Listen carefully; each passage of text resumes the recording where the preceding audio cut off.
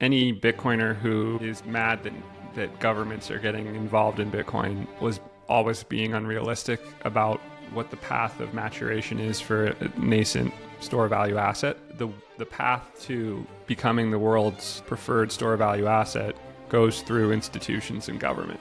There's no way to become the preferred store value asset without becoming part of how governments and institutions manage their assets and allocate capital. But it also will accelerate the game theory of Bitcoin adoption globally in ways that I think are hard to appreciate at the moment, because every country on earth saw what Trump just put into policy. And every company in the US and globally also saw that. Every wealthy individual also saw that.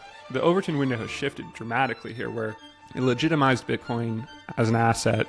How it's going to go is you're going to get FOMO, because you're going to watch the price of Bitcoin go to $1 million. And at some point along the way, you're going to wish you owned some, and then it's going to keep going up without you. And then you're going to say, okay, I should fucking own some.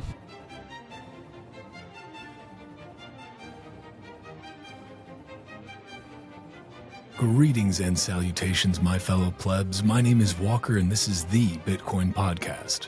Bitcoin continues to create new blocks every 10 minutes, and the value of one Bitcoin is still one Bitcoin. If you are listening to this right now, remember, you are still early. Find me on Nostr at primal.net/Walker and this podcast at primal.net/Titcoin. On X, YouTube, and Rumble, just search at Walker America. And find this podcast on X and Instagram at Titcoin Podcast. Head to the show notes for sponsor links. Head to substack.com/@WalkerAmerica to get episodes emailed to you. And head to bitcoinpodcast.net for everything else. Without further ado, let's get into this Bitcoin talk.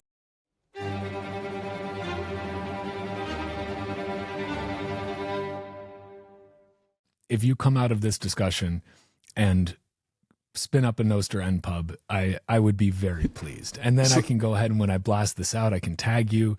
It'll be a wonderful journey. You know, we're still early to Bitcoin. We are still early to Nostr. So right. You know, you've got time. I buy it that's the future of social media, but slightly hot take. I feel like my value, the service I provide to people new to Bitcoin is best on Twitter. You know, because people who are deep into Bitcoin go to Nostr, and typically, you know, it's in that direction. So, you know, I feel like if I'm gonna have any value to help orange pill people, it's probably on Twitter. I definitely I will not disagree with that point as it comes to orange pilling at a large scale. I know of a number of cases on Nostr where people had not had any knowledge of Bitcoin prior to just seeing Jack or Edward Snowden post about this new open protocol for social media. They joined it, found out, what are these people talking about? Zapping? They're zapping Bitcoin. What is this?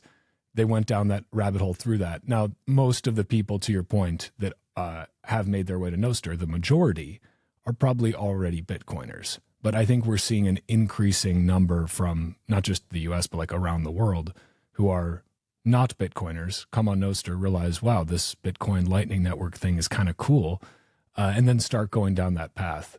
But you also, and this is like, correct me if I'm wrong here, in terms of orange pilling normies, I seem to remember when you doxed yourself and were like, I'm going to start going full blast on like LinkedIn under my own name.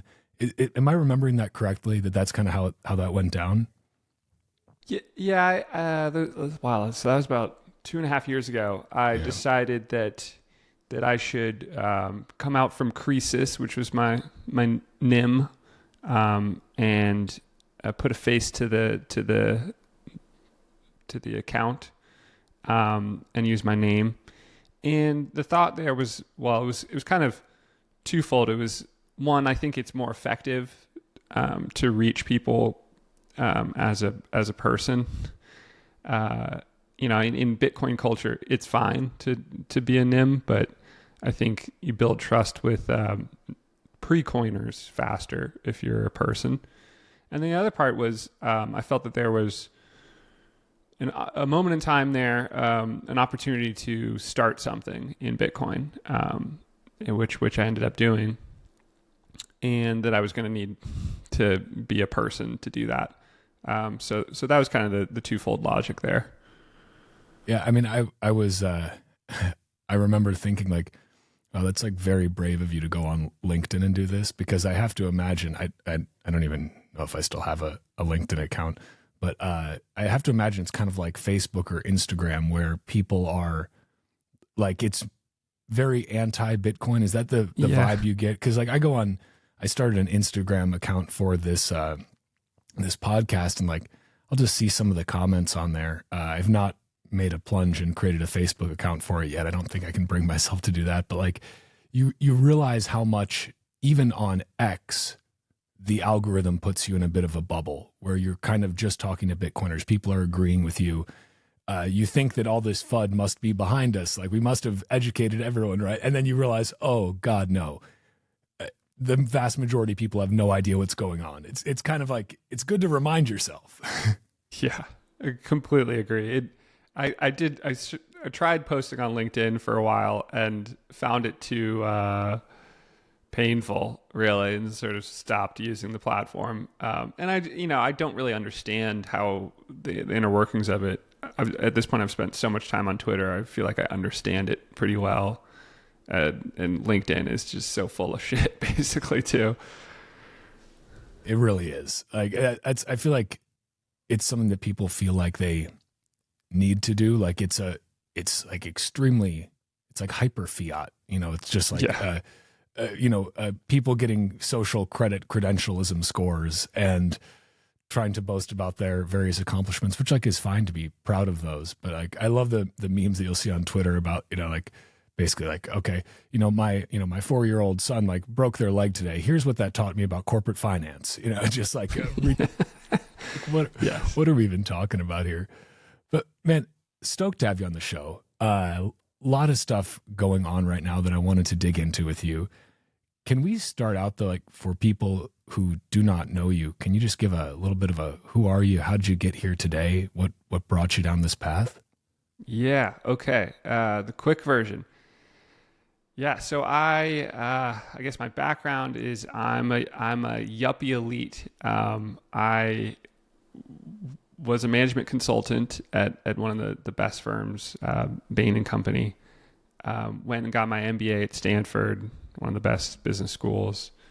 Learned business, learned finance, learned money through these like blue chip environments, and it was all Keynesian, no mention of Austrian economics ever, maybe as the butt of a joke. And I was deeply steeped in that. At business school, I got interested in Ethereum because I heard it about it in a few places at Stanford. And then I kind of stumbled down the Ethereum path, into altcoins more broadly, totally bypassing Bitcoin. And this was 2016. And thought I was really onto something in 2017 when that thesis was working great. And then I got my ass handed to me in 2018 in the bear market there that hammered everything that wasn't Bitcoin. And that forced me to go figure out, okay, shit.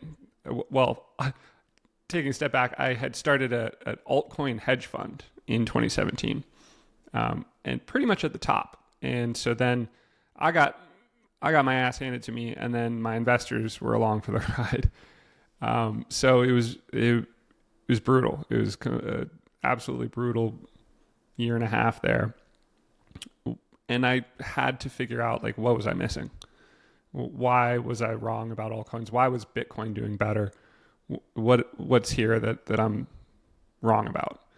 And that led me to, a series of, really it was a couple books in sequence that I read that cracked it open for me, of The Price of Tomorrow by Jeff Booth. And then Ray Dalio's Changing World Order, which kind of, he doesn't, he's not a Bitcoiner, but it sets the tone for like the world reserve currency changes every 100 years or so. And his sort of conclusion is China is ascendant.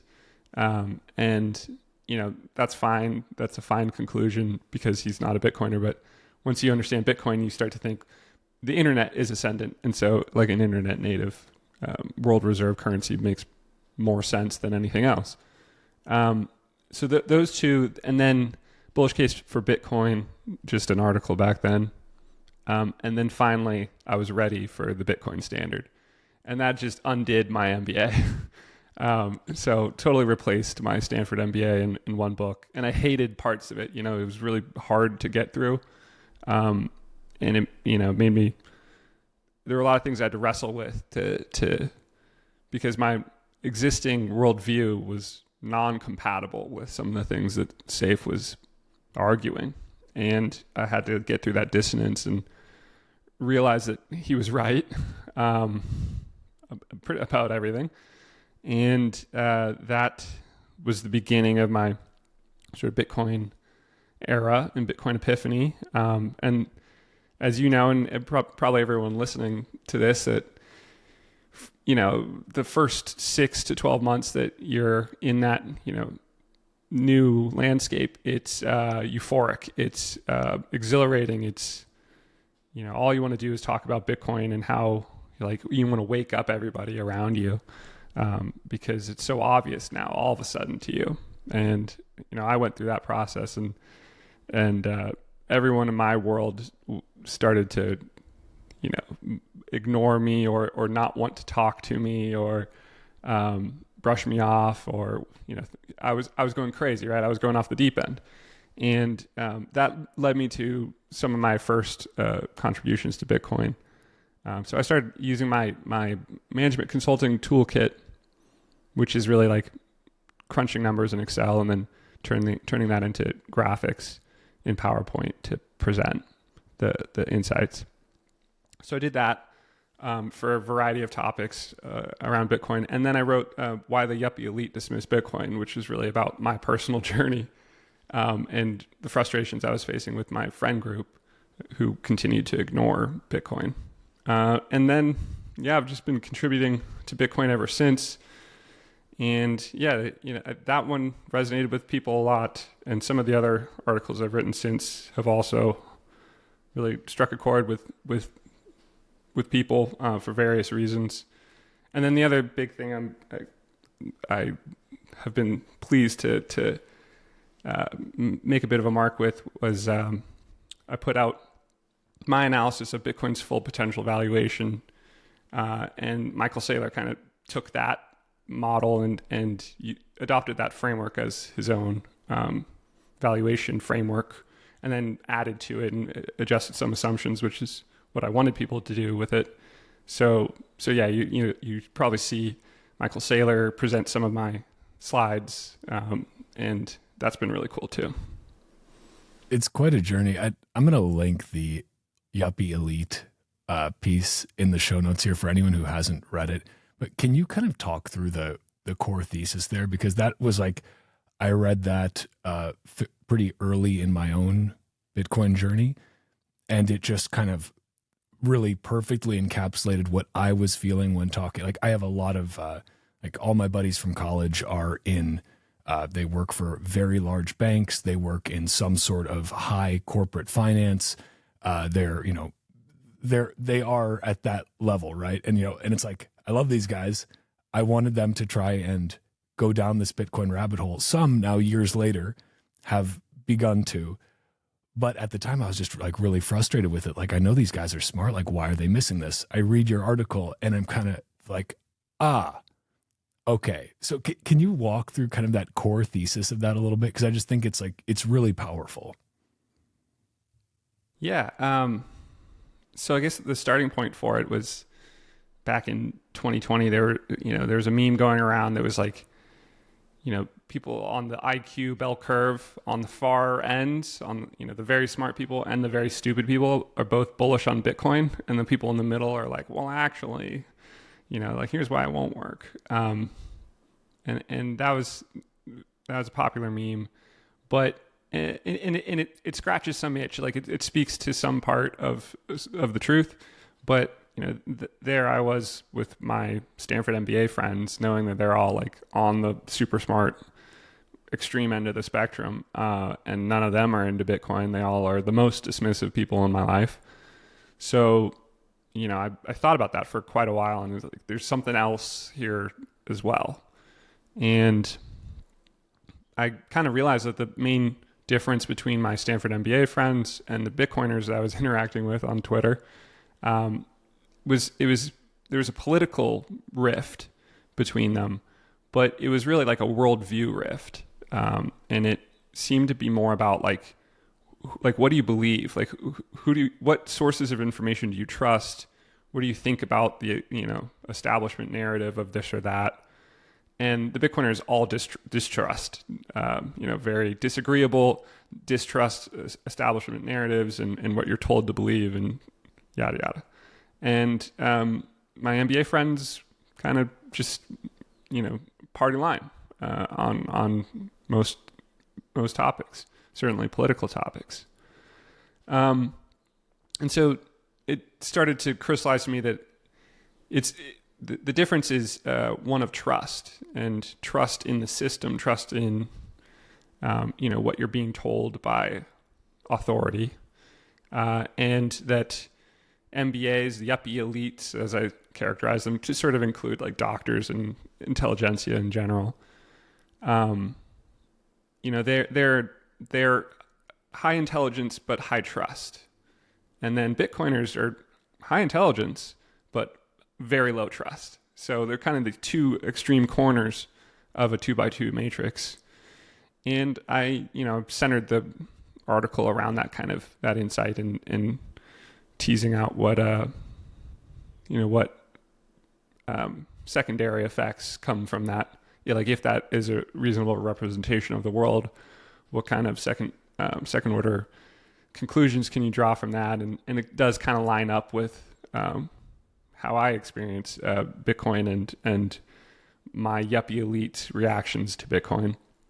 And then, the point of it too is to point out that, the people who have invested so much time and energy in the system are not very quick to question the system and to say, you know what, I've spent my whole career in business, in finance, going to the best schools, learning from the best professors, and all of that's wrong.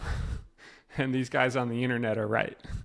So I think that's a big part of why, the more credentialed a person is in business and finance, the less likely, historically, they've been to consider Bitcoin on its own merits.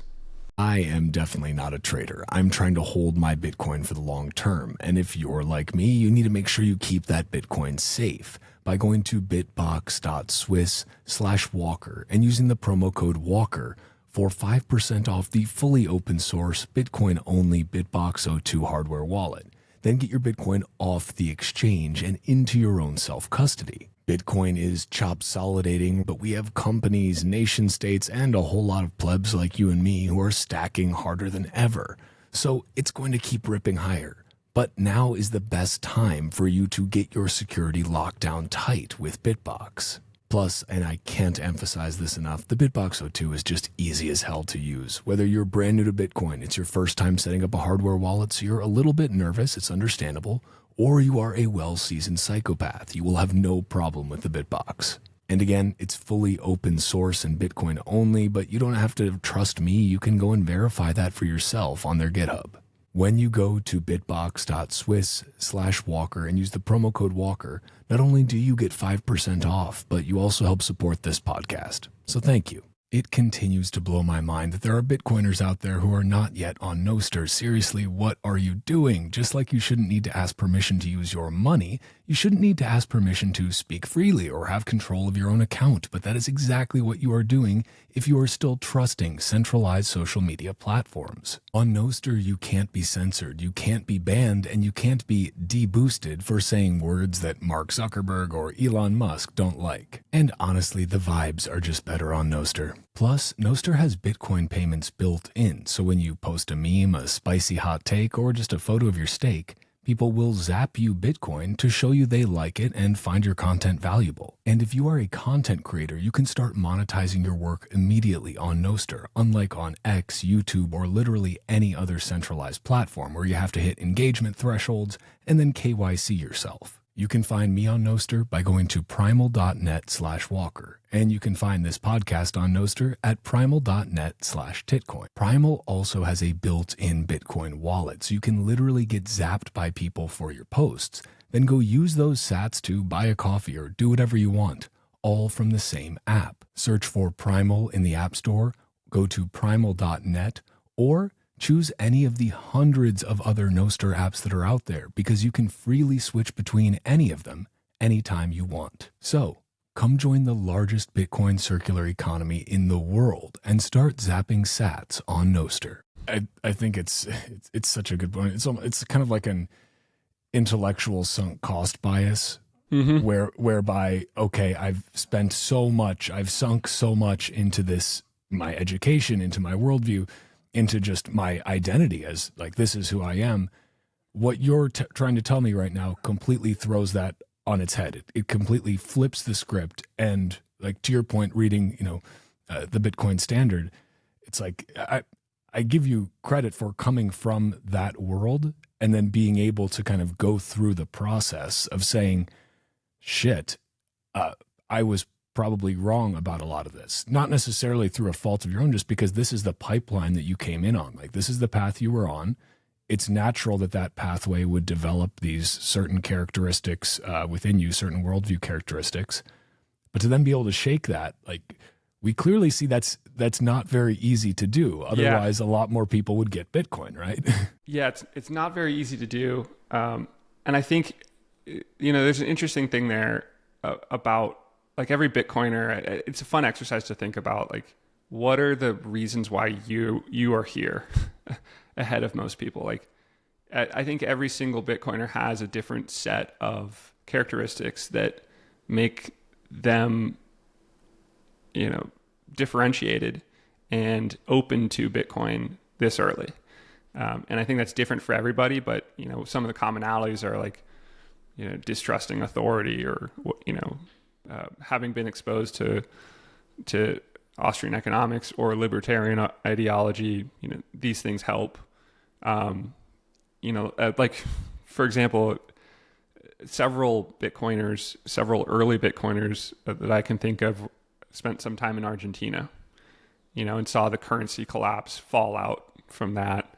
Vijay Boyapati has a story of watching his dad have to carry their family net worth in gold on a plane going from India to Australia. And wow, that's a formative experience. So anyway, I think, each Bitcoiner has their own unique characteristics and circumstances that made it so that it was possible for them to get to Bitcoin this early. For me, I think another element of it was like, the reason that I made it faster than any of my classmates, as far as I know, is, I think, that the trauma of running a crypto hedge fund and being so wrong that I had to figure out, I had to be open to, this crazy possibility that the Bitcoin maximalists were right. And I had to be willing to consider their view. It took me a couple of years to get to that point of being so wrong that I was willing to consider my worldview being wrong. But, I finally got there.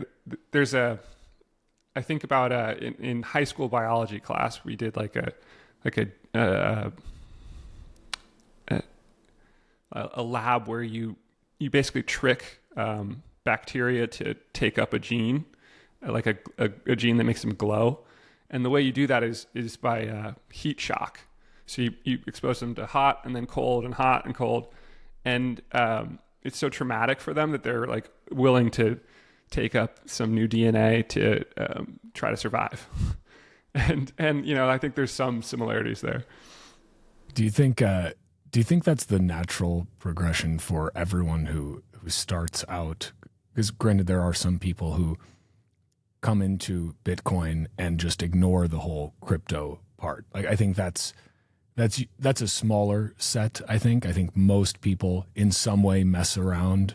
Like, I know I did before I realized, like, what are you doing? Like, you are not a trader or anything like that. You are just losing here. You're losing in Bitcoin terms. But do you think that's something that, like, does that path, if you do start out with altcoins without a Bitcoin only focus, does that path inevitably lead to Bitcoin only? Just because you end up, like, maybe you win for a while, but finally you just get wrecked? Or are there some people you think, like the folks in, crypto VCs that are still able to come out on top because they're, basically getting, pre-mined tokens and things like that? Do they just keep the gravy train running for themselves, but more and more of, let's say, retail gets disillusioned? Yeah, great question. I think for most people, you have to learn the lesson of why Bitcoin only. And, it's not something that we've grown up around, like, and have the wisdom of some collection of experiences passed on to us. So we're super green, and we get tricked by the marketing of, like, you can catch up to where you should have been because you should have gotten Bitcoin earlier, but you didn't, but here's your opportunity. And it's just a siren song that is so tempting. And I think that, there are people out there who have been in altcoins and remain in altcoins, and it's because they've done well. And that's either luck or having an edge. And I think that's, having an edge is what all the insiders have.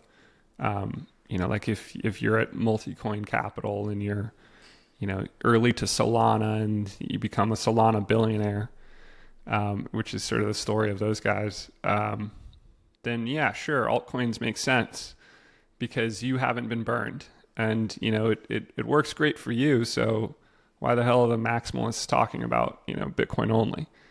But that's not economically feasible. It's not reality for. It doesn't generalize to the population. Like, most people, 99.9% of people really are better off with Bitcoin only.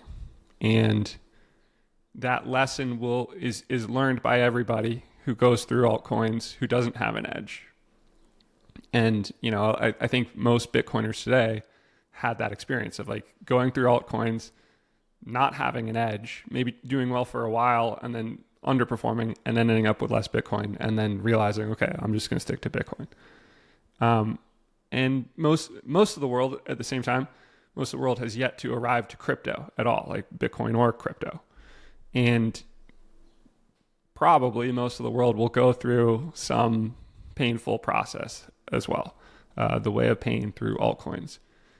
What does give me hope, though, is that, the more stories there are, the more collective wisdom there is of people's experiences of, passing that on to others of just Bitcoin. I think that starts to become consensus as the number of people who share that perspective grows, and then those are the winners too. Like if just stacking sats and holding for 20 years is the winning strategy for, the next 20 years. And so people who do that will be winning along the way, and then they will be increasingly listened to finally, because they have the winning strategy and it's working for them. And then everybody wants to copy that winning strategy. So I think that in 2017, everybody was going to get into altcoins, and then now most people will get into altcoins, and then hopefully 5-10 years from now, the minority of people go through altcoins. I mean, I certainly hope that that's the case, and I think that that's a fair framework for looking at it. It becomes, as time goes on, it becomes increasingly clear that if you just stack sats and stay humble, stack sats, hold Bitcoin. I love that phrase because it's go great. west, young man. Yeah. It's yeah. Shout out to Odell because it is a brilliant one. Like it's a very simple heuristic. Like stay humble, stack sats, and that is going to be the best performing strategy over the long haul, unless you are an insider who manages to keep being an insider, and if you also have no qualms about the moral reprehensibility of knowing that you're screwing over thousands and thousands of people by dumping your insider tokens on retail. Apparently, a lot of people have no qualms about that whatsoever. So I guess that's a different story. But, it's interesting, too, because we're seeing now and this is just wild to say, at a nation state level, we've seen now the United States government make a distinction very clearly between Bitcoin and crypto. There's a strategic Bitcoin reserve. There's a digital asset stockpile. One of them they have grounds to add to in a budget neutral way, Bitcoin. The other one they do not. And they also clarified that they won't sell Bitcoin, but they will potentially sell the digital asset reserve. So I'd love to get your thoughts on this because I think it's, first of all, it's just like, wow, what a surreal, historic time to be alive. This is wild. Where do you fall on this? Good thing, bad thing, inevitable thing? How do you see this playing out? Yeah, good thing and inevitable thing. Yeah, I definitely saw. I'm of the opinion that any Bitcoiner who is mad that governments are getting involved in Bitcoin was always being unrealistic about what the path of maturation is for a nascent store value asset. The path to becoming the world's preferred store value asset goes through institutions and government. There's no way to become the preferred store value asset without becoming a part of how governments and institutions manage their assets and allocate capital. And so inevitable, I certainly didn't think it would happen this soon in the US. I'm a little bit giddy about that. It's kind of unbelievable that El Salvador is the first, and it makes sense why they, with their particular circumstances, why they would be the first adopter, or having a leader with huge political mandate, not having their own currency that they print. I think that was very important for you're not losing anything by allowing Bitcoin if you don't control the money printer anyway. So it made sense for them, but the U.S. controls the world's reserve currency, so it's a little surprising to have them be kind of the second to adopt Bitcoin as a legitimate part of treasury strategy. That's incredible. And it's very much a good thing for Bitcoin overall because it's inevitable, but it also will accelerate the game theory of Bitcoin adoption globally, and in ways that I think are hard to appreciate at the moment, because every country on earth saw what Trump just put into policy, and every company in the U.S. and globally also saw that, and every wealthy individual also saw that. And so Bitcoin the Overton window has shifted dramatically here, where it's not it legitimized Bitcoin as an asset, the legal gray area that it has been plagued by before of where does it fall in terms of regulatory stance. That's gone. This is a legit asset, and it's something that you need to get smart on and consider an allocation to, because a few years ago, if you had a 0% allocation to Bitcoin, fine. But now if you have a 0% allocation to Bitcoin, the question is why? Why are you excluding that from your portfolio when a balanced portfolio would include that? And so the career risk has flipped for a CIO for a pension or anything like that. Years ago, it would be crazy. It would be career risk to consider Bitcoin as part of your portfolio. And now it's kind of the opposite. It's essentially at this point seems like a breach of fiduciary duty not to have some exposure to Bitcoin if you're managing other people. Like, to not have exposure to this seems incredibly risky at this point. Yeah, we're not yet in fiduciary obligation territory, I but we're a little. Yeah, I went a little. But we're overboard certainly there. that's a scary phrase for a fund manager. Yeah. But we are in like, you have egg on your face if you don't know what you're talking about territory, which is, just as good, perhaps even more effective in terms of getting people to warm up to something. One point I want to just reemphasize is the inevitability point that you mentioned, because I think this part seems to get lost in, and I'm glad that Bitcoiners have very spirited debates about these things and, call each other out and try to point out hypocrisy where we can. Like, that's good. That toxicity keeps us healthy, right? It's a good immune response for the human side of the Bitcoin network that I think we need to keep up. But what I think often gets missed is exactly what you said about, like, this is a natural step, strategic Bitcoin reserve, treasury allocations. This is a natural step and a consequence of Bitcoin winning. Like, if Bitcoin was failing, if Bitcoin sucked, this wouldn't be happening. It's happening because Bitcoin is winning, because Bitcoin is succeeding, because it is becoming too obvious to ignore that you need Bitcoin.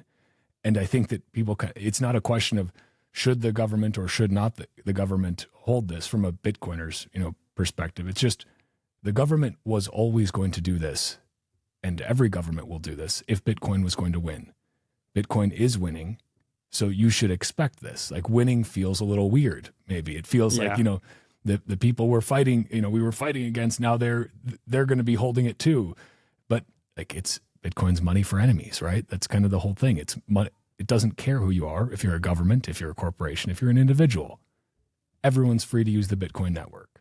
And it's like, if we don't want that part to go away of Bitcoin. That's kind of like a big deal about Bitcoin. It's, it's an amazing thing. So I appreciate you mentioning that, because I think it's easy to get lost in the sauce a little bit.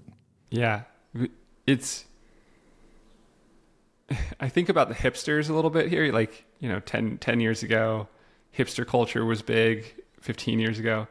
And part of the joke there is like, hipsters like stuff before it's cool. Right. And then once something becomes mainstream or big, like if you're a hipster, you have to stop liking it, because too many people like it, and you have to stay ahead of everybody.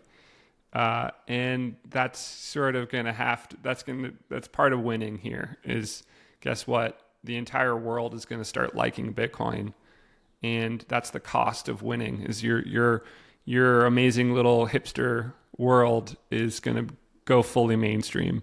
And that'll kind of be sad, like Bitcoin Twitter will eventually become mainstream and like less edgy and less interesting, and then it'll stop existing, far enough down the road.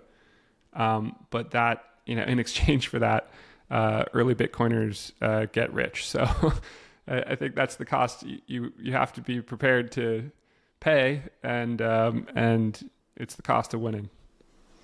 Do you think does the strategic Bitcoin reserve mark sort of a demarcation, an inflection point in terms of? I mean, it's El Salvador was one thing, right? And I think that's amazing.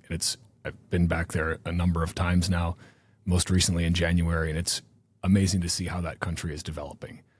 El Salvador and the United States are very different. The United States is the global superpower, one of the global superpowers.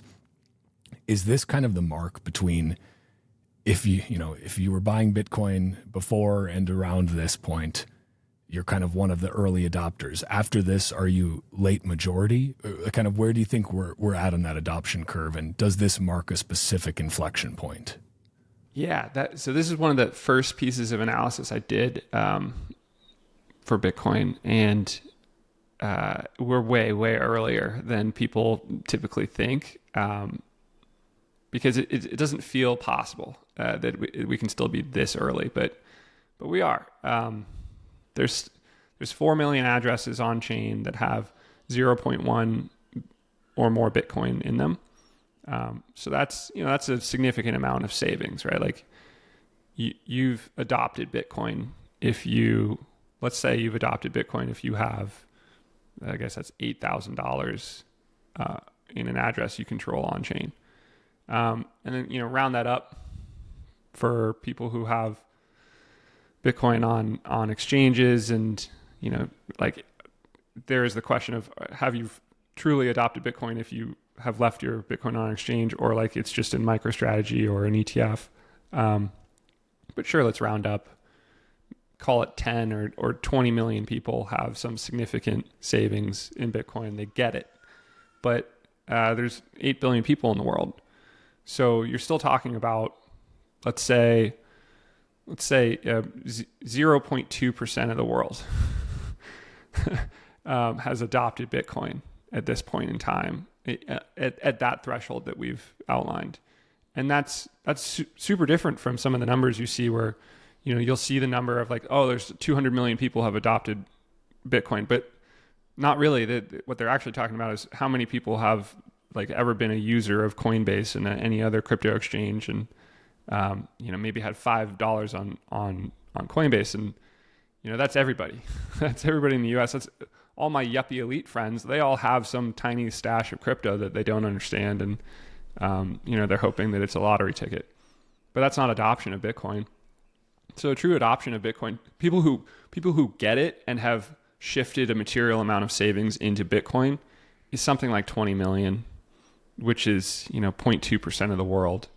And in the classic bell curve of technology adopters, the first 2.5% is the innovators. That's the first category. 2.5%, we're 0.2% into that, by my math. So we're still in the very early stages of innovators, even though it feels like we're like crossing the chasm into, from early adopters into early majority. But we're not. We're way before that. We're still in innovators. And I think that people get excited about try to inflate those numbers about how many people have adopted Bitcoin because the industry, the crypto industry more broadly, wants to be taken seriously and look big. But from a Bitcoin perspective, it doesn't do us any it doesn't do us any good to inflate those numbers, because it's better to look at the reality and realize it's a lot earlier than people typically think. Because, when you get that appropriate perspective, you realize, whoa, shit, 99.8% of the world is still behind me. And that means that I can be stacking sats before all these people show up and bid up the price of Bitcoin.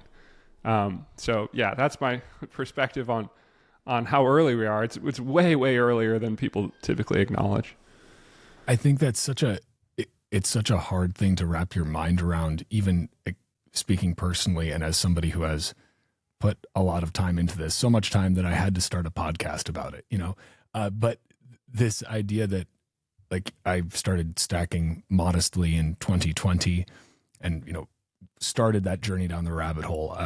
I'm still going on that journey. But at that point, you see, I think it's very easy to look relative to the other people that you look up to, or that you see people that have been in since 2000, a few from 2010, 11, 12, 13, and you're like, oh my God, how can I possibly be early when these guys were buying Bitcoin for, a few dollars? That's, I'm still earlier than some, but I can't be that early. But when you look at it from the global perspective, again, if we're in that Bitcoin echo chamber of these are the people you're seeing, this is what you're inundated with all the time, it's easy to forget that the overwhelming vast, almost, a rounding error of people own Bitcoin at this point. Yeah. Yes. That's basically what it comes down to, right? Which is just kind of it's a very heartening thing, or it should be, for anyone who stumbles across this and does not yet have Bitcoin. You hear those numbers and it's oh wow, I'm still really early. But then it becomes a question of like, holy shit, if, whatever we're at right now, low 80 some thousand petrodollars, if that's really early, what does it look like when you actually get to that 2.5% of the end of the innovator phase and then the early adopter? Like what does that actually look like for people? I think the numbers start to get really hard to wrap your head around. Yeah. Millions is what that starts to look like. I love this topic. It's one of my favorite topics in Bitcoin because I've written a couple articles about this to try to like hit on this theme, and the overarching thing that always pops up for me is the trajectory of the American West. And you asked like, where are we in terms of demarcation right now?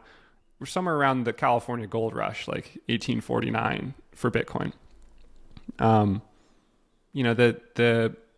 Louisiana Purchase happened in 1803, suddenly opens up the West for westward expansion, and then Manifest Destiny sort of becomes the prevailing theme for the next 100 years for the U.S. And at first it was mountain men exploring, and there was absolutely no infrastructure. And then the mountain men start to make like the very earliest infrastructure, trading posts and sort of trails. And that's like the cypherpunks, the super OG Bitcoiners who started Kraken and other companies like that. And that early infrastructure allows for like early settlers to start moving across the country on the Oregon Trail and then the California Trail. And the first few years of the Oregon Trail, if you got to Oregon, you were gifted 640 acres for every married couple of like prime farmland. And then a few years later, that was cut to 320. And then a few years later, it was cut to 160. And then they ended the program a few years after that. You had to buy your land after that.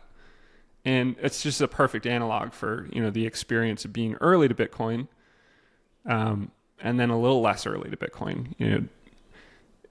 The first pioneers to Oregon, like half of them died. So you were taking a lot of risk. And if you got there, you got this, huge reward. And then as time goes by, the frontier becomes de-risked little by little as infrastructure builds out. And, more and more, it becomes accessible to more and more people. And that means prices get bid up for land. And that's the story of the American West sort of developing as a frontier. And we're living through, I think, an analogous frontier development with Bitcoin as the digital frontier, digital real estate that is, cheap still, but it was cheaper in the past. But I think, people now who are in the 0.2% of adopters who have arrived already on the frontier will look back on this as the golden age when you could buy a ranch for cheap, in Bitcoin equivalent terms. You can get to a whole coin, that's possible still. And it's probably not very accessible in 5-10 years. It's probably unthinkable for most people.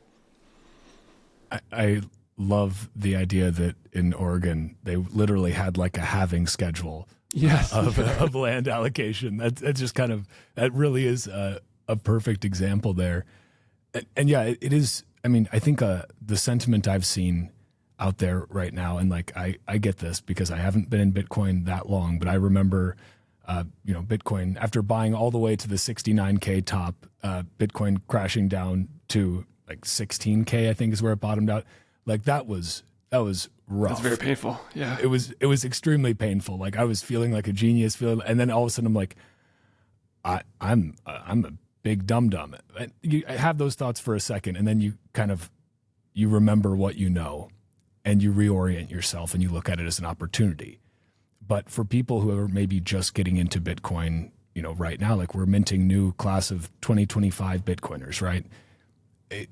has been from a news perspective, it's been a very positive start. If you're, from an NGU, what should be bullish news perspective, but from a price action perspective, for measuring in fiat petrodollars, it's perhaps been quite disappointing. And so I'm curious, do you see, like, given everything you just said, given how early we are, given the inevitability of this nation state adoption that we're seeing, given the fact that there's 21 million Bitcoin and we can't print more, and there's 55 million millionaires, like in the US alone, I think, or no, not in the US alone. Yeah. Globally, I think 55 million, US maybe like 23 or something. So given all that, do you just view this as like a massive asymmetric information problem where it's just majority of people still just don't know what's going on? Yes. And like, is that where we're at right now? Yeah. That's exactly how I would describe it.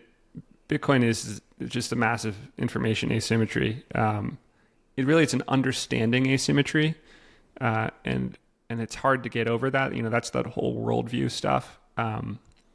It's hard to really consider this radically inverted worldview from what, everyone's accustomed to with you need 2% inflation sort of perspective. So right now, to me, in Bitcoin right now feels like it did in Q3 2020. And that was, I had just gotten very active contributing to Bitcoin, was writing stuff and putting out a lot of analysis. And that was the time when Michael Saylor suddenly popped up on the scene.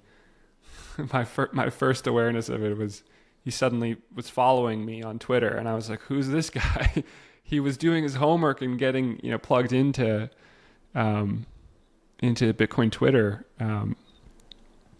which is a badass way to approach it. By the way, he was just like lurking and learning about Bitcoin as he probably has some hidden anon account that he was doing his learning with, but we had the halving 6 months before that, and COVID hit, and they printed a bunch of money. Everyone was at home, and the price of Bitcoin was still 9K. And it was just so obvious that there was just a delay between reality and market price, and that we were about to go a lot higher. And everybody in all the Bitcoin maximalists there was an energy around that at that time where it was like very clear that we were about to take off because the world had changed. We had gone from not having any company buying Bitcoin to suddenly MicroStrategy incorporating it as part of going to a Bitcoin standard. And in large part because Saylor read the Bitcoin standard, and as he said, it was a good book. Totally bet his company that he spent his life's work on this good book and the thesis of it. And that was, compare that time period and what was going on in that moment versus 2017 when the price was first at 9K. And there was total lack of clarity. Bitcoin Cash was trying to rip apart Bitcoin.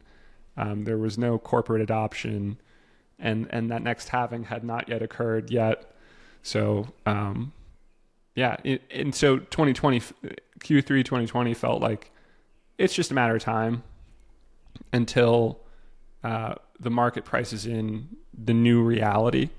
And that's an information and understanding asymmetry that we are privy to, and 99.8% of the world, then 99.95% of the world, do not understand. So it feels like that right now because of the strategic Bitcoin reserve and what that will do geopolitically, and in terms of game theory for accumulating Bitcoin all over the world. just a matter of time now for another big leg up.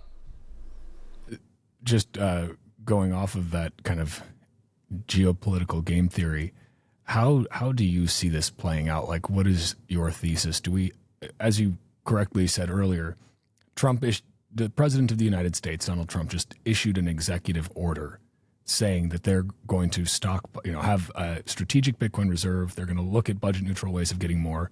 You said this is going to the desk of every world leader. This is going to every investment manager. This is going to every wealthy person. A lot of us plebs also read this, and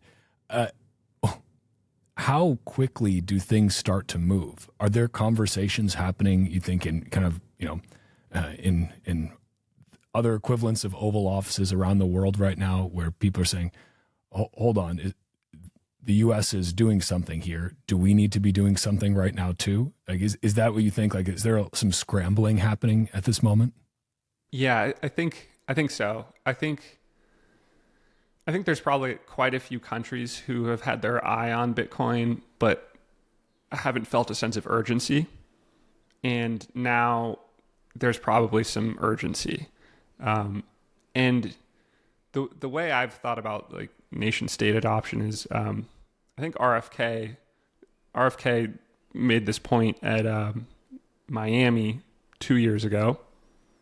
No, it was in Nashville. He spoke in Miami, and then he added these points in Nashville. But he pointed out that the U.S. has 19% of the world's gold, and if the U.S. wants to match that, that position that they enjoy, being one of the largest, if not the largest holder of gold in the world, with digital gold, well, then they have to accumulate.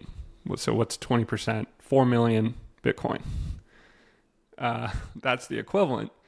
And you better get started, right? Like that's going to be very hard to find, first of all. And, the price would go through the roof if they started to try to do that. What I took from that point was that this is an opportunity for every country on earth, that, if we're moving into a future state, a digital store of value, neutral reserve currency, monetary regime for the world, this is your opportunity to get a good slice of that pie and better your position versus where you've been on the pecking order in terms of, how much gold you control as a country. And I think that's probably especially relevant and motivating to like Gulf countries, in the Middle East, oil-rich countries who have only become rich in the petrodollar era. And now here's your opportunity to like jump a few pegs in terms of your geopolitical standing, because you could suddenly become a major player because you own a lot of Bitcoin. That's very appealing, and then there's other countries who are sort of newly rich, like Singapore or a handful of others in the world. And so I think that it's probably very motivating to those players. Like, here's your chance. Here's your chance to enter the digital future with like a disproportionate amount of the world's digital wealth. And so I think that's how I see this playing out, is like that will drive accumulation by sovereign wealth funds quite like quietly behind doors. And it is definitely happening already. That these players will be scooping up Bitcoin whenever there's a 25% dip. I think that's kind of what we saw last year and are seeing right now too. We went sideways for 8 months last year, and anytime there was a 25% dip, suddenly there was a bunch of buyers who were happy to accumulate. No idea who those buyers are, but it's weird to have that amount of stability in Bitcoin historically. And I think that probably speaks to like accumulation going on from big players. So I see that like continuing to play out, and then like some of these moves are public. Most of them are not public. I've heard the rumor. I'm pretty sure it's public, but at least I've heard the rumor that Abu Dhabi is like accumulating Bitcoin and adding it to their sovereign wealth fund. Who does that inspire? So now you've got El Salvador, Bhutan, Abu Dhabi, who's like, shit, I'm not going to get left out of that, and they're going to be the ones to announce next year that they quietly accumulated 100,000 Bitcoin. We'll see.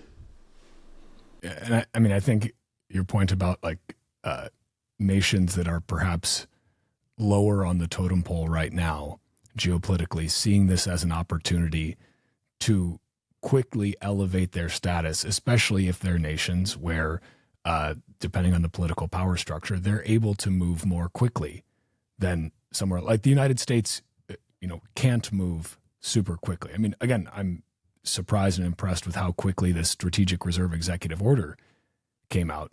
But, the executive order was probably never going to be, we're going to smash by, $1 trillion worth of Bitcoin tomorrow, just because that's going to need to go through Congress, like just in a nation like the US. Now, not all nations function that way.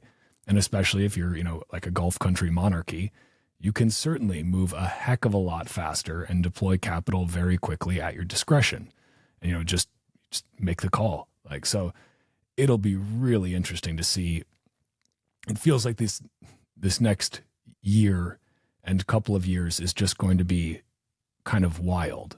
And we're at this weird calm before the storm place where Bitcoin's chilling down in the 80K range. I don't know. Maybe it'll stay there for a while. It doesn't feel like it's going to stay there for that long. And maybe we dump back to 58K. Who knows? Maybe the prophecy will be fulfilled one more time before we go up from there. I would, as much as that would be painful, I would also kind of love that, just because I think the 58K meme is just so strong. I don't know. I don't know if we end up going there. Yeah, I agree. There's a lot of support at 70K because we have spent collectively like close to a year there between the tops in 2021 and then pretty much all of last year. There's not a lot of downside from here, I think, until from like a game theory of markets perspective, people are like, well, there's a lot of support here, so I'm going to buy. We may have already even hit that by getting into the high 70s. It feels like a matter of time. It feels like a matter of time right now, and I think we will look back on I look back on my impulse buys on Cash App in 2020 in the summer in Q3, where I was just like getting rid of all of my dollars, the whatever dollars I had remaining, buying $100 worth of Bitcoin at a time, and getting over 1 million sats for that. And I remember being like, this is just ridiculous. I shouldn't be getting this much Bitcoin for $100. And I think that folks who are stacking sats right now will probably look back on those buys the way I look back on summer 2020. Yeah, Bitcoin always feels expensive in the moment and then really, really cheap in retrospect. Mm-hmm. At least over a long enough time frame. Like, it felt very cheap at 16K and very, after crashing from 69K, but that's a short time frame, right? But I'm curious too, because, okay, nation states kind of aside, going back to Saylor, I know you had a thread about this recently, about the strike, the STRK, and what's kind of going on there. And this feels like this news, it made the rounds in Bitcoin Twitter. I feel like a lot of what Saylor is doing is, even as much as he's on CNBC and everything else, again, we're still very early, and it feels like the market hasn't really digested this. Can you kind of walk through what's going on with that and what it means, why it matters in a larger scale? Yes. I think it's the most interesting story going on in global finance and certainly in public companies right now. The Microstrategy strategy has now figured out a new and better way to source money from the bond market and convert that value into Bitcoin. That's the net of it. And what they've done is, they've been issuing convertible notes, and that's a discrete process for each individual convertible note. You draft up the document, the proposal, you send it out to the market, you gauge demand, you set the pricing, you then sell to buyers, and then you collect all that money, and then you close the round, and then you would announce to shareholders what all the details that have happened, and it's a process, and it takes weeks or months to do each individual one. And now they came up with this strike STRK preferred stock offering that is basically a repackaging of a convertible note structure that is perpetual and uncapped in terms of its upside, which are both improvements on prior convertible notes. And it makes it way easier for Strategy to issue new convertible note debt, basically, and then take that money and buy Bitcoin with it. And so they've said that they've created this program to do $21 billion of preferred stock offering, which is really convertible notes packaged as a stock. And side note, they will not stop at 21 billion. That's just them, having some arbitrary and, of course, meaningful number that they chose as a starting round. And so I think that they will absolutely try to raise as much of that as they can, as fast as they can, as fast as the market will absorb, and buy as much Bitcoin as they can. And if, maybe it takes them a year to get through that 21 billion, moving as fast as they can. And then they'll say, okay, great, we're going to double it. And then they'll just keep doing that. So the reason it's pretty damn appealing and very interesting is that this is it's convertible debt that issues a 8% dividend on a face value of $100 per share for STRK. So, and then the value of STRK trades on the market. And right now it's trading below $100. So the actual yield of that to holders is, if you buy it now, you're getting better than 8% annual dividend, because it's $8 per share every year that's issued as a dividend. And if it's trading at $80 right now, now you're getting a 10% yield. And so you have it's basically, it's debt that pays 10% right now every year in perpetuity until it's exercised or retired. And it includes a call option. So if the stock price of MicroStrategy goes to $1,000 per share, then STRK owners can exercise a call option to convert their STRK into MicroStrategy stock. So it's just upside there, right? Like you have an opportunity to convert to stock if those conditions are met. But until then, you get paid 10% dividend, which is really like interest expense, but it's repackaged as a dividend here every year. And that's pretty irresistible to the bond market, the fixed income market, and also the convertible note aspect of the bond market. So they have no choice, basically. Like if you're in fixed income, this new vehicle becomes so appealing that you have to start incorporating it into how you're allocating, I think. And especially if the price trades down at all. So, right now it's effectively a 10% dividend if you buy now. If the price goes down a bit, maybe it's 12, 15% annual dividend. You can't not buy that if you're managing a fixed income portfolio. And what buying that amounts to is handing over your bond dollars to Saylor to convert into Bitcoin.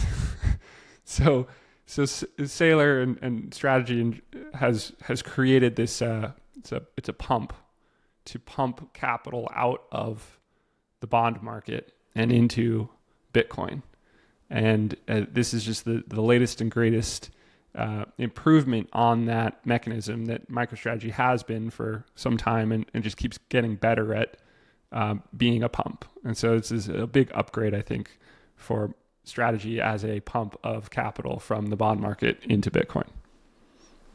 Is this the moment where all of the like dividend hero bros on Twitter are finally like, oh wow, here's a high yield dividend stock. Maybe this whole Bitcoin thing's not so bad. I'll get myself some STRK. Like, is this what finally brings the dividend bros around? Maybe. I think that this just broadens the appeal of what MicroStrategy was already doing. Like they were issuing convertible notes. I guess you would call them sort of private placement convertible notes, where you'd have to be a big capital allocator on the buy side, I guess, in the debt market to be aware of and have access to their convertible notes in the past. And now anybody can can hand over their dollars that they want to get, that they think of as, this is my fixed income allocation. And you're going to hand over those dollars in exchange for STRK shares, which pay this incredible dividend. But Saylor is going to take those dollars and buy Bitcoin.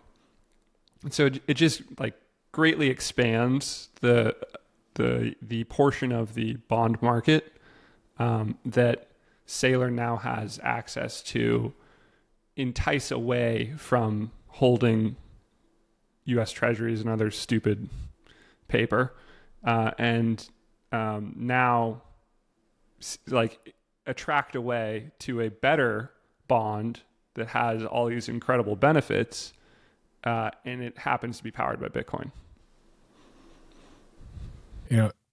Switching gears a little bit, I love that the name of your blog is Once in a Species, because I think it reminds people of the importance of that, and people should definitely check. It's onceinaSpecies.com. Yeah. Yes. It should definitely check that out. And I feel that with everything we've discussed here, like we are so early to this. We also see, like, if you are even paying attention a little bit as a pre-coiner, not a no-coiner, but a pre-coiner, because you'll get Bitcoin eventually.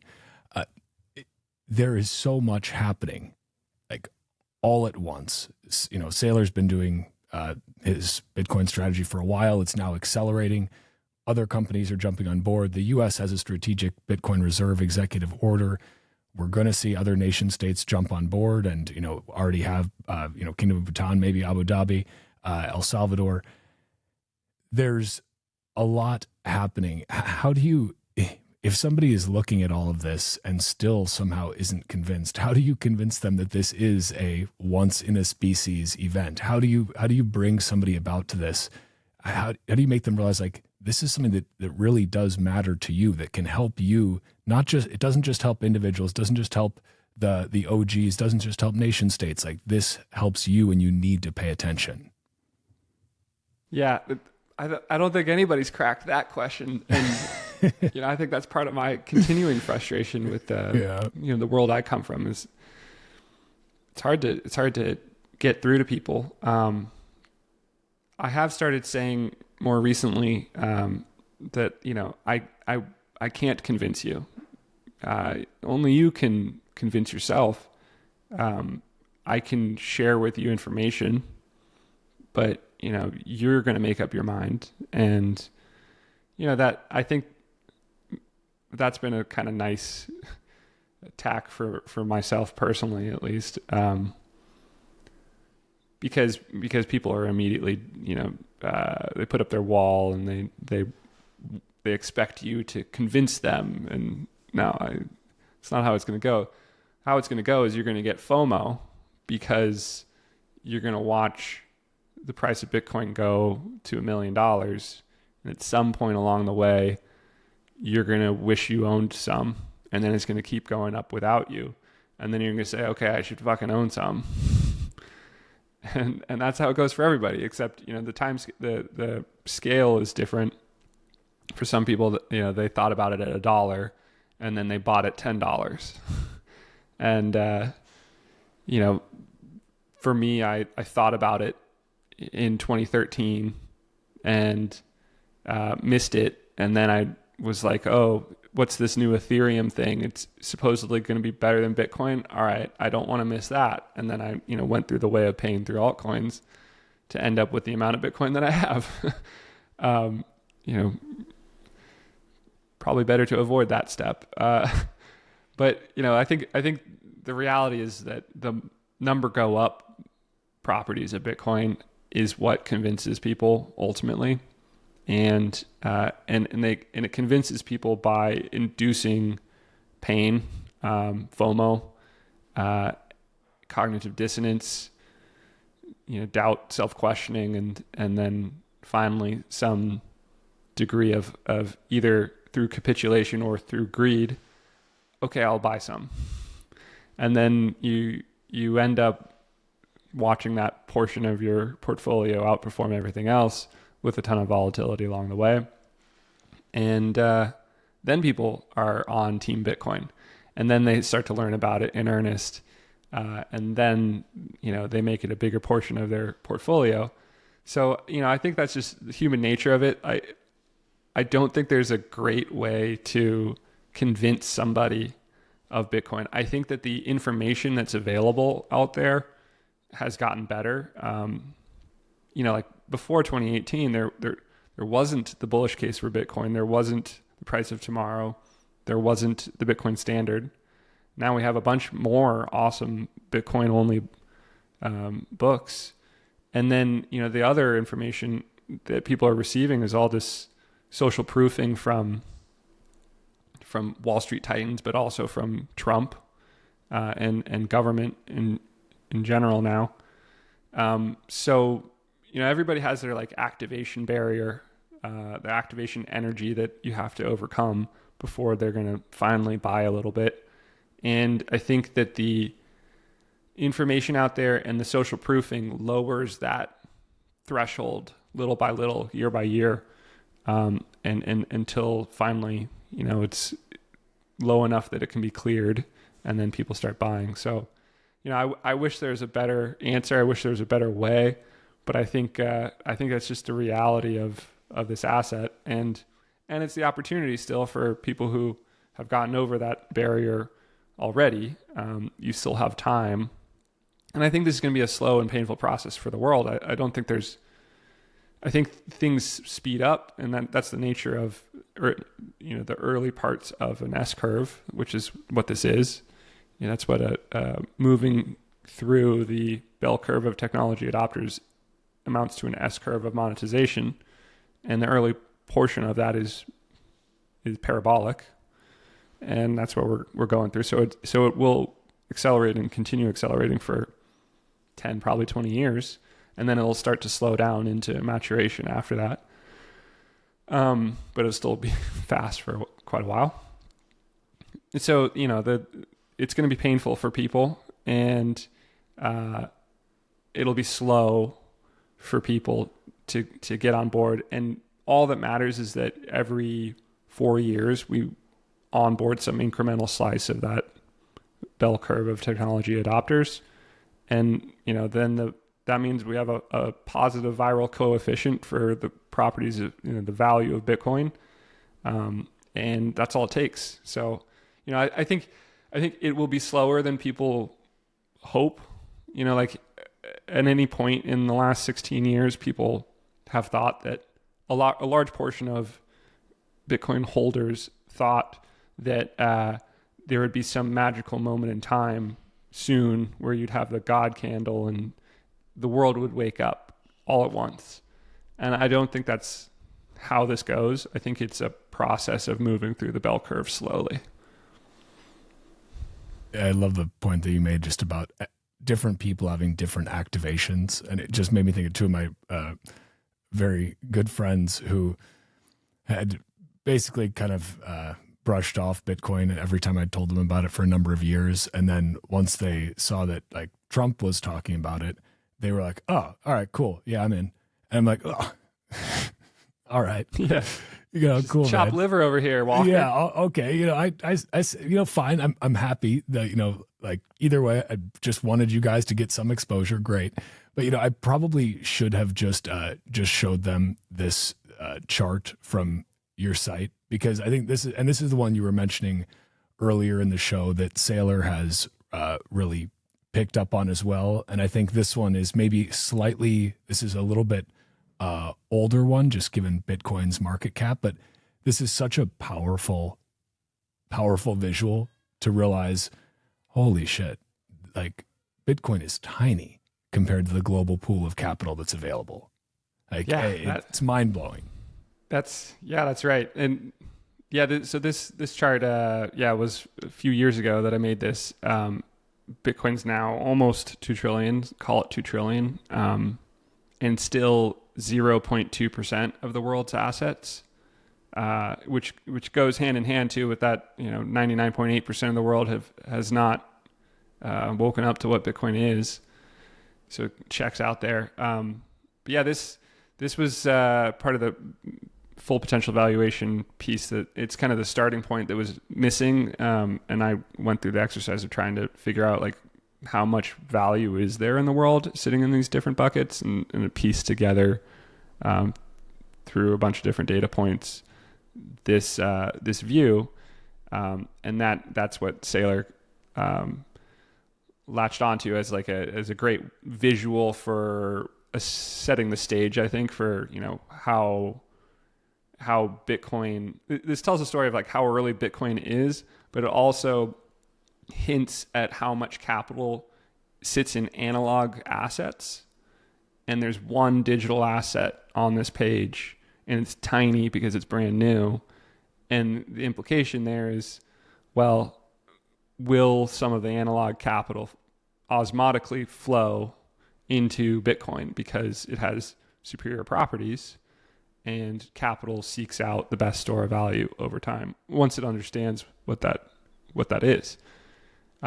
So yeah, it's been really cool to have Saylor use that, and then build his whole Bitcoin 24 valuation model on top of that, which I'm doing some analysis right now to try to shine a light on like the assumptions and the math that he included in that Excel model, which they put out, which is really deep and really cool. So if people are interested in that, you can find that probably, I don't know how soon you're releasing this episode, Walker, but it might be on my Twitter already. So check that out. Oh, all right. Yeah, I'll, depending on when I get this out the door, I will link that as well. And I just realized I have multiple Substacks, and I just realized I wasn't subscribed on this one, so I'll have to throw you another sub to boost you out in there. But I haven't been posting a lot the last year or two, but I will start figuring out how to get that engine going again. Yeah, it's I love looking at that visual, like picture's worth 1,000 words, right? And it's such an incredible thing to look at that and just realize what a little even at 2 trillion, because obviously those other pools of capital have inflated as well. Yeah. In the years since you first created that. But it's like, there's a visual metaphor from Trace Mayer. I don't know when he started saying this, but he talked about Bitcoin as a blueberry that's infinitely inflatable, and you can and now we're going to be able to hook up the city water main of global capital to the blueberry and start pumping capital into this little blueberry and watch it expand. And I was thinking a little bit about that when I put that that visual together, because it does sort of paint that picture. We are feel very fortunate to exist at this moment and be aware. And if you are listening to this and you are aware and you have been staying humble, hopefully, and stacking sats, like, it's good on you. Like, you're ahead of 99+% of the world, which is a wild thing to think about. Jesse, I want to be conscious of your time here. This has been absolutely fantastic. Where do you want to send people? Anything you want to shill besides the Substack? I'll make sure to link your X account. I'm going to get you on Nostr as well, so I can link that as well. But where else do you want to send people? Follow me on Twitter if you haven't already. That's where I put out any new analysis. onceinthespecies.com is my blog also. And then we didn't even talk about OnRamp, but if people are interested in, if you got a couple of minutes, please, sure, we can break that do down. that too.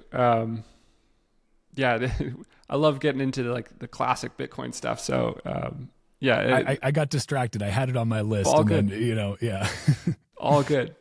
So I guess for people who aren't aware, OnRamp is a multi-institution custody provider.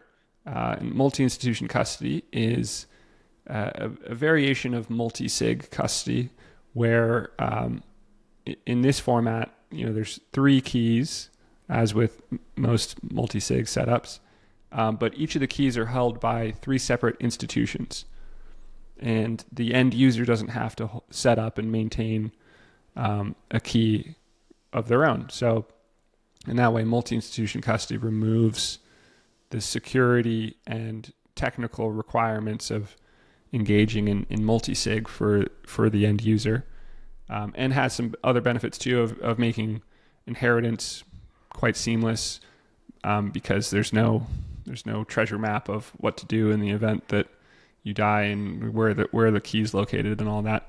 Instead, it's an easy legal process of, okay, now there's a new beneficiary for the existing institutional key holders to engage with. So that's the project, the company that we launched 2 years ago and have been growing ever since. And it's a very exciting new part of how Bitcoin custody is evolving. And I think it's a great solution for a lot of the bell curve that is yet to arrive into Bitcoin. And also, I think, a good idea for a lot of people who have all their eggs in one basket currently. Because you can put a portion of your stack in this custody and know that it has different risks, and in my opinion, greatly mitigated risks versus a DIY multi-sig or even a collaborative custody multi-sig. So that's kind of my overview of what it is and who it appeals to. No, I love it, because I think, I am all about optionality for people. Give people as many. There's no one size fits all solution for people wanting to own Bitcoin.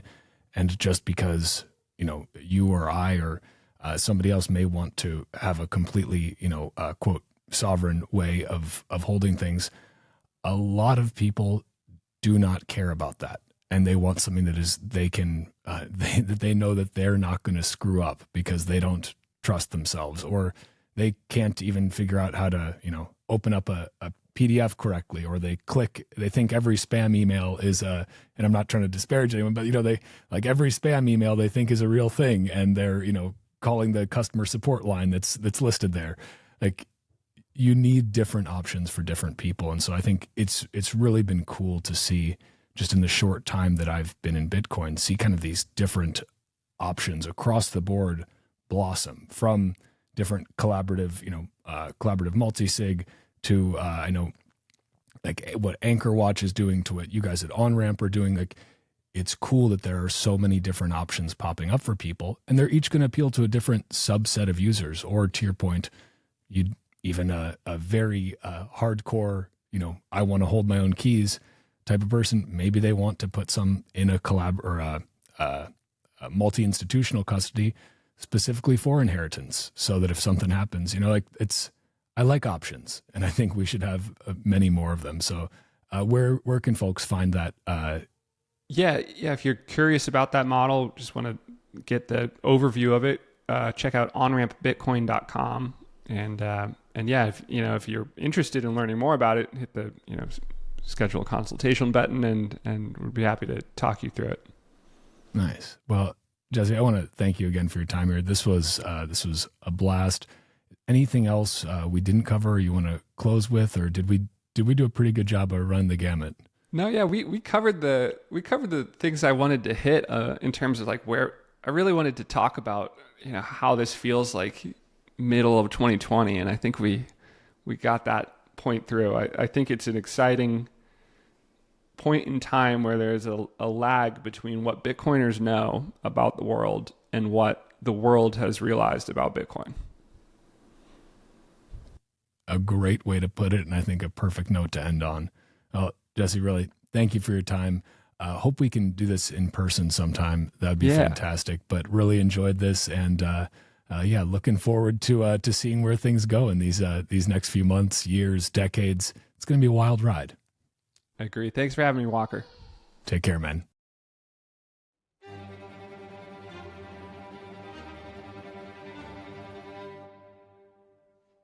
And that's a wrap on this Bitcoin Talk episode of the Bitcoin Podcast. Remember to subscribe to this podcast wherever you're watching or listening, and share it with your friends, family, and strangers on the internet. Find me on Nostr at primal.net/Walker and this podcast at primal.net/Titcoin.